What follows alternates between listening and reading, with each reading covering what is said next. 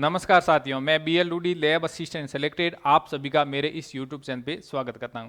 साथियों, आप YouTube channel पे पहली बार आए हैं तो YouTube चैनल को सब्सक्राइब जरूर करें ताकि लैब असिस्टेंट से संबंधित जो भी ऑथेंटिक न्यूज़ है सबसे पहले आप तक पहुंच सकें। तो आज के इस वीडियो में हम चर्चा करने वाले हैं लैब असिस्टेंट की नई भर्ती कब आएगी। वैसे बहुत सारे साथियों के मन के अंदर यही ख्याल है, यही क्वेश्चन आ रहा है कि हम तैयारी करें या न करें, लैब असिस्टेंट की वैकेंसी आएगी या नहीं आएगी, इनकी सही जानकारी दो। तो काफ़ी दिनों बाद में ये वीडियो बना रहा हूँ क्योंकि मेरे पास में इतने कॉल और इतने मैसेज आ गए हैं ताकि एक वीडियो बना दिया जाए, और वो भी न्यूज़ के साथ में ऑथेंटिक। तो इस वीडियो में हम एक तो बात ये रखेंगे, इस पे चर्चा करेंगे कि लैब असिस्टेंट की भर्ती कब आएगी, कितने पदों पे आएगी, और 5 साल में कितने सेकंड ग्रेड लैब असिस्टेंट बने हैं, ये भी हम इसमें देखने वाले हैं। तो इसमें पूरा जो माध्यमिक शिक्षा विभाग ने एक डाटा जारी किया है उनके माध्यम से हम समझने वाले हैं, इनकी जानकारी प्राप्त करने वाले। सबसे पहले आपके सामने जो ये पेज ओपन है ना, ये पेज माध्यमिक शिक्षा विभाग यानी कि निदेशालय बीकानेर के द्वारा जारी किया गया डाटा है। इसमें देखो, वर्तमान सरकार के कार्यकाल यानी कि 17 दिसंबर 2018 से 31 मई 2023 तक कितनी नियुक्ति दी है और कितने पदों पर पदोन्नतियां इनकी प्रमोशन हुआ है। तो देखो, यहाँ पर हम बात करेंगे प्रयोगशाला सहायक थर्ड ग्रेड की। तो प्रयोगशाला सहायक थर्ड ग्रेड की बात करेंगे ना, देखो प्रयोगशाला सहायक थर्ड ग्रेड भर्ती, इसमें कुल कितनी नियुक्ति हुई है 5 साल में। देखो 1597। अरे सर, इतनी कहाँ से आ गई? तो इनका भी आंकड़ा है वो हम निकालेंगे कि इतने पद कहाँ से आ गए। देखो 2018 के अंदर एक लैब असिस्टेंट की भर्ती निकाली थी जिसमें नोटिफिकेशन के अंदर 1200 पद थे। फिर उसमें 5% MBC आरक्षण वो ऐड किया था, तो कुल मिला के 31 यानी कि पद हैं वो और ऐड करिए, यानी कि 1231 पद हो गए हैं। तो 2018 के अनुसार तो 1231 पद हो गए। 2022 लैब असिस्टेंट में नोटिफिकेशन में तो कितने पद थे? 461 पद थे। उसमें से अभी फिलहाल 367 पदों पे ही नियुक्ति दी गई है, यानी कि ज्वाइनिंग दी गई है। तो इस प्रकार कुल मिला के 1597 पदों पर ज्वाइनिंग मिल गई है। ठीक है, अब हम आगे बात करते हैं इसमें और नियुक्ति पदोन्नति यानी कि डीपीसी के माध्यम से प्रमोशन। तो प्रमोशन देखो, सेकंड ग्रेड लैब असिस्टेंट की सीधी भर्ती तो कोई होती नहीं है, तो सेकंड ग्रेड लैब असिस्टेंट के जो भी पद होते हैं ना वो डीपीसी के माध्यम से भरे जाते हैं, इनकी प्रमोशन के माध्यम से भरे जाते हैं। तो वरिष्ठ प्रयोगशाला सहायक 5 साल के अंदर 147 पदों पर ही डीपीसी हुई है, तो बहुत ही कम है।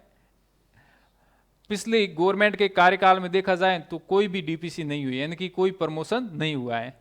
ठीक है, अब आगे ये भी बात करेंगे कि हम जो डीपीसी यानी कि सेकंड ग्रेड में कितने पद खाली हैं, सेकंड ग्रेड लैब असिस्टेंट में कितने पद खाली हैं, और जो थर्ड ग्रेड लैब असिस्टेंट है उसमें कितने पद खाली हैं। प्रयोगशाला सहायक जो 2018 की लैब असिस्टेंट की वैकेंसी है, 2022 लैब असिस्टेंट की वैकेंसी है, उनका पूरा जो डाटा है यहाँ पर दिया हुआ है, यानी कि कुल पद हैं 461। राजस्थान कर्मचारी चयन बोर्ड ने ये एग्जाम करवाया था, और अर्थना है भेजने की दिनांक है वो कितनी है, 9/2/2022 है, और नोटिफिकेशन है वो कब जारी किया गया, 16/3/2022 को, और एग्जाम कब हुआ था, 28 और 29/6/2022 को जारी किया गया। अभी स्थापना तिथि यानी कि 22/2/2023 है। चयनित अभ्यर्थियों की कुल संख्या कितनी है, 369 है। उसमें से 3 अभ्यर्थियों के आवेदन पत्र हैं वो अपेक्ष कारण लौटा दिए गए थे।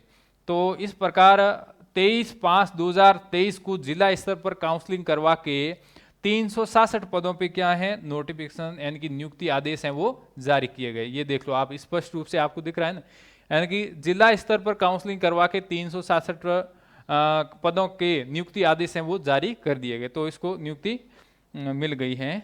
ठीक है, आगे हम बात करते हैं इसमें और।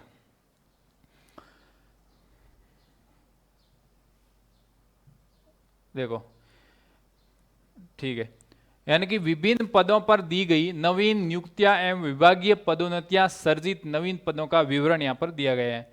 तो एक तो यहाँ पर नवीन पद यानी कि नवीन सर्जित पद कितने हैं उसका डाटा दिया है। सीधी भर्ती संविदा पे कितने हैं, मृतक आश्रित यानी कि जिसके पिताजी गवर्नमेंट सर्वेंट है और उसकी जगह यानी कि उसकी डेथ हो जाती है और उनकी जगह उसकी संतान को लगाया जाता, तो यहाँ पर महिलाओं को दी गई नियुक्तियां, पदोन्नति यानी कि प्रमोशन।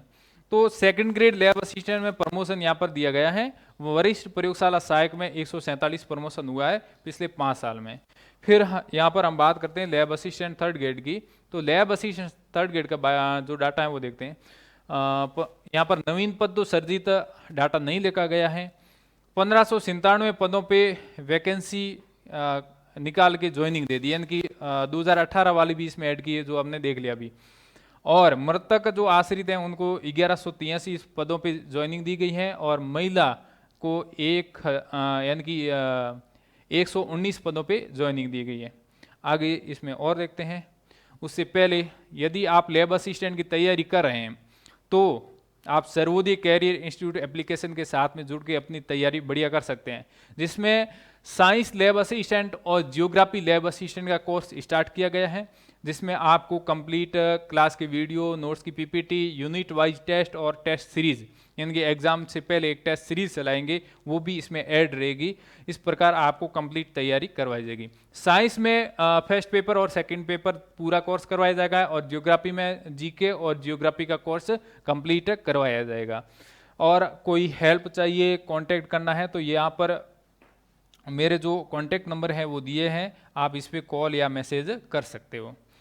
साथ ही साथ कोई ऐसे साथी हैं जो अभी 12th में हैं, यानी कि वर्तमान में 12th के अंदर हैं, जिसके फिजिक्स केमिस्ट्री बायो हैं, या आपके कोई रिलेटिव हैं, तो वो भी साथी सर्वोदय कैरियर इंस्टीट्यूट एप्लीकेशन के साथ में जुड़ सकता है, जिसमें 12th का कंप्लीट कोर्स करवाया जाएगा, जिसमें फिजिक्स केमिस्ट्री बायोलॉजी का कंप्लीट कोर्स रहेगा, बहुत ही मिनिमम फीस के साथ में आप इस एप्लीकेशन के साथ में जुड़ सकते हैं। ये एप्लीकेशन का लोगो है सर्वोदय कैरियर इंस्टीट्यूट एप्लीकेशन, जो आप प्ले स्टोर से डाउनलोड करके ज्वाइन कर सकते हैं। ठीक है, आगे हम बात करते हैं कि जो दिनांक 1/6/2023 तक कुल कितने पद स्वीकृत हैं और रिक्त कितने हैं और कार्यरत कितने हैं। हम लैब असिस्टेंट की बात करेंगे। यहाँ पर आगे लैब असिस्टेंट देखो,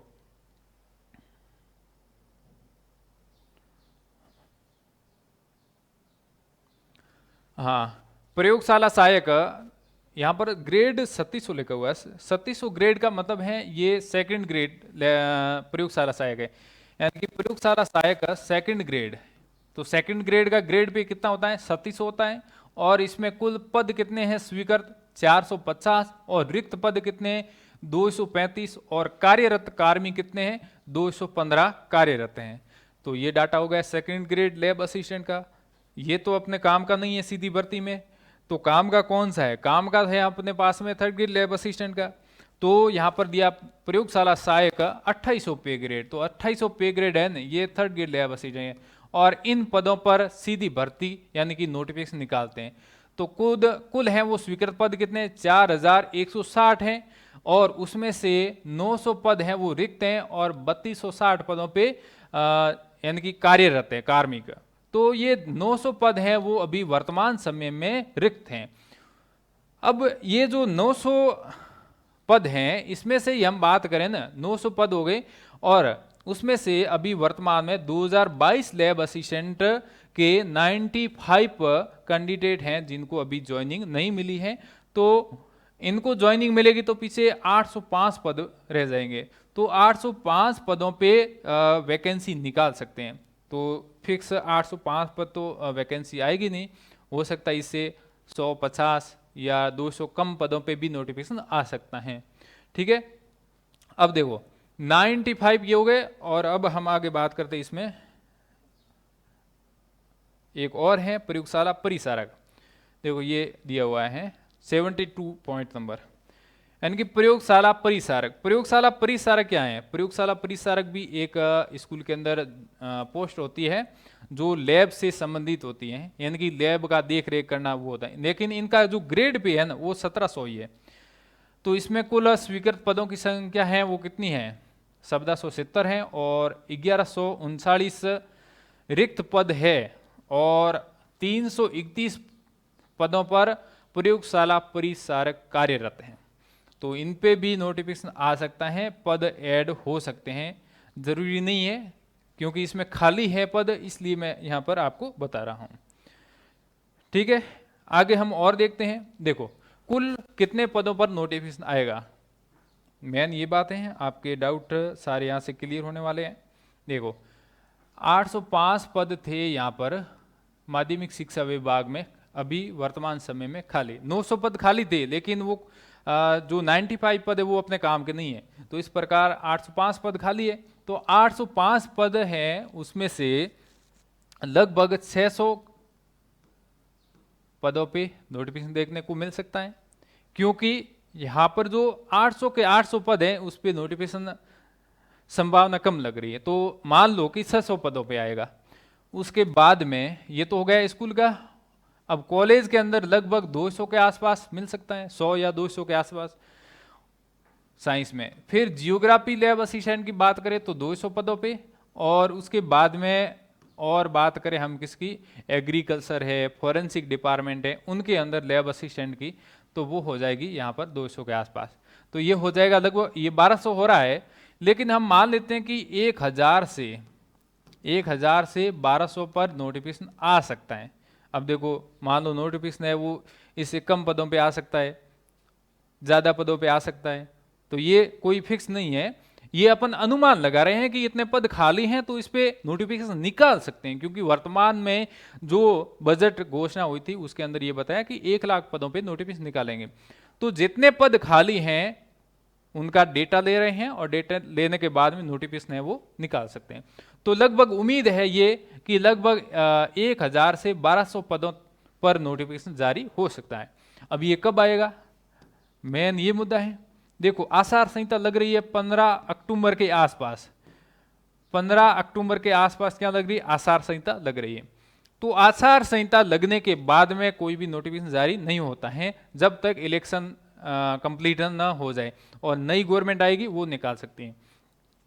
तो जो अभी वर्तमान गवर्नमेंट है ये 15 अक्टूबर के पहले, यानी कि 15 अक्टूबर से पहले पहले नोटिफिकेशन जारी करेगी, 100% करेगी, क्योंकि उनके वादे के अनुसार जो बजट घोषणा उसके अनुसार उन्होंने बताया था 1 लाख पदों पे हम नोटिफिकेशन निकालेंगे।